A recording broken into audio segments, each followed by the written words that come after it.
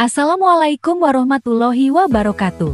Hai teman-teman, perkenalkan nama saya Diani Atikawati, mahasiswi Politeknik Kesehatan Bakti Pertiwi Husada Cirebon. Di sini saya akan menjelaskan tentang PJK atau yang biasa kita kenal dengan penyakit jantung koroner. Penyakit jantung koroner merupakan proses patologis yang ditandai dengan terjadinya akumulasi plak pada arteri koronaria apikat. Dapat terjadi penyumbatan secara penuh maupun sebagian. Sebelum itu, mari kita ketahui anatomi jantung kita. Jantung adalah organ vital yang bertugas memompa darah ke seluruh tubuh. Pembuluh darah koroner seperti jalur pipa yang mengalirkan darah berisi oksigen dan nutrisi untuk otot jantung itu sendiri. Berdasarkan data, penyakit kardiovaskular merupakan penyebab utama kematian secara global, dengan 17,9 juta jiwa meninggal setiap tahunnya. Di Indonesia, angka kematian akibat penyakit jantung terus meningkat, mencapai 19,42% dari total kematian pada tahun 2023, menjadikannya penyebab kematian tertinggi dibandingkan dengan penyakit lain seperti stroke dan kanker. Penyakit jantung koroner memiliki beberapa jenis. Yang pertama adalah angina pectoris. Angina pectoris merupakan rasa nyeri yang disebabkan karena rusaknya arteri koronaria yang berada di jantung. Penyempitan maupun penyumbatan pada arteri koronaria biasanya berupa plak sobekan pembuluh darah, bekuan darah atau yang dapat disebut aterosklerosis. Proses penyempitan ini terjadi secara bertahap dalam kurun waktu yang cukup lama. Yang kedua ialah infark miokard atau serangan jantung secara tiba-tiba. Terjadi ketika aliran darah ke jantung terhenti total sehingga sebagian otot jantung mati. Angina pectoris sendiri dapat dibagi menjadi angina pectoris stabil di mana nyeri dirasakan saat beraktivitas. Sedangkan angina pectoris tidak stabil dirasakan saat beraktivitas dan beristirahat. Dan infark miokard dibagi menjadi infark miokard akut dengan elevasi segmen ester AMI, infark miokard akut non elevasi segmen ester AMI. PJK memiliki beberapa tahapan. Yang pertama tahap ringan, di mana hanya terasa tidak nyaman di dada saat beraktivitas berat. Tahap kedua, yaitu tahap sedang, yang ditandai dengan nyeri dada yang lebih sering muncul, bahkan saat beraktivitas ringan. Dan yang terakhir tahap berat, yaitu nyeri dada bisa muncul, bahkan saat istirahat, dan risiko serangan jantung sangat tinggi.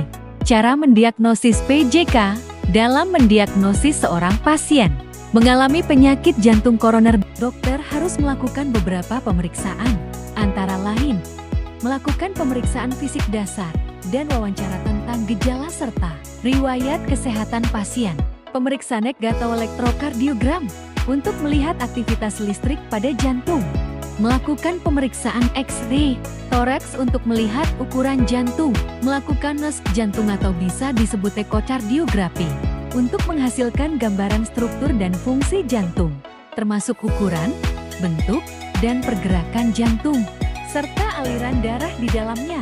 Apa saja yang harus dilakukan bila memiliki tanda-tanda penyakit jantung? Pertolongan bagi pasien yang mengidap penyakit jantung koroner. Yang pertama, apabila seseorang mengalami nyeri dada atau rasa tidak nyaman pada dada sebelah kiri, alangkah lebih baik melakukan pemeriksaan dini guna menghindari serangan jantung secara tiba-tiba. Selanjutnya, penanganan medis yang didapatkan pada pasien ialah dengan pemberian obat-obatan seperti pengencer darah serta penurun kolesterol, serta prosedur medis seperti angioplasti atau operasi bypass jantung jika diperlukan. Berikut ini beberapa faktor penyebab seseorang dapat terkena penyakit jantung koroner. Yang pertama ialah penyakit kronis antara lain tekanan darah tinggi, hipertensi. Tekanan darah tinggi secara terus-menerus dapat merusak pembuluh darah jantung. Kolesterol tinggi. Penumpukan kolesterol jahat di dalam pembuluh darah dapat menyebabkan penyempitan dan penyumbatan pada pembuluh darah jantung. Diabetes. Diabetes yang tidak terkontrol dapat meningkatkan risiko seseorang terkena penyakit jantung. Selain penyakit kronis, gaya hidup juga mempengaruhi seseorang terkena penyakit jantung koroner, seperti kebiasaan merokok. Kandungan nikotin dan karbon monoksida dalam rokok dapat merusak lapisan jantung dan pembuluh darah. Berat badan berlebih atau obesitas. Kelebihan berat badan meningkatkan risiko penyakit jantung. termasuk diabetes dan tekanan darah tinggi. Kurangnya aktivitas fisik, gaya hidup bermalas-malasan atau kurang bergerak membuat otot jantung melemah dan dapat memperburuk kondisi pembuluh darah. Stres kronis dapat memicu pelepasan hormon yang memengaruhi kesehatan pembuluh darah. Terdapat faktor pendukung lainnya yang mengakibatkan seseorang dapat mengidap penyakit jantung koroner. Di antaranya, riwayat keluarga. Adanya riwayat penyakit jantung dalam keluarga dapat meningkatkan risiko pada seseorang. Selain itu, faktor usia dan jenis kelamin juga dapat mempengaruhi risiko penyakit jantung. Yang paling berisiko terkena serangan jantung ialah laki-laki dengan usia di atas 40 tahun. Namun tidak menutup kemungkinan pada perempuan dan mereka yang masih berusia muda. Penyakit jantung bawaan. Beberapa penyakit jantung disebabkan oleh kelainan yang sudah ada sejak lahir.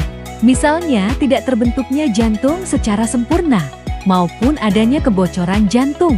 Dan yang terakhir, adanya infeksi, peradangan atau infeksi pada jantung atau lapisan dalamnya, endokardium, miokardium. Perikardium dapat menyebabkan penyakit jantung. Berbagai upaya dapat dilakukan untuk menurunkan faktor risiko penyakit jantung koroner dengan merubah pola gaya hidup yang lebih sehat, seperti mengonsumsi makanan yang sehat dan bergizi, seperti sayur dan buah segar, biji-bijian, protein dan lemak baik, berolahraga secara teratur minimal 2 kali dalam 1 minggu, berhenti merokok, mengelola stres, menjaga berat badan ideal, serta tidur yang cukup dengan menjaga tubuh kita tetap sehat. Diharapkan kita dapat terhindar dari risiko terjangkit berbagai macam penyakit. Tetap selalu jaga kesehatan ya teman-teman. Terima kasih atas perhatiannya. Wassalamualaikum warahmatullahi wabarakatuh.